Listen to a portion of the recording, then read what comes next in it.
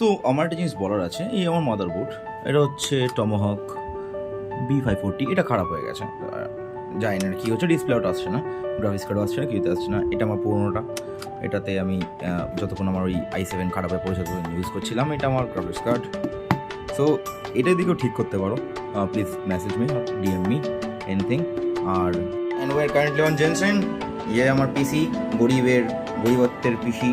চলো, we have this thing in our hand, so আমাদেরকে এটা ইউজ করে এটার মধ্যে দিয়ে ভিডিও আউট করতে হবে। কিন্তু দুর্ভাগ্যবশত আমার কম্পিউটারের মাদারবোর্ডের HDMI থাকে, এতে ইনপুট যাবে না, কারণ আমার processor is a Ryzen 52600, I guess, so it didn't have any iGPU.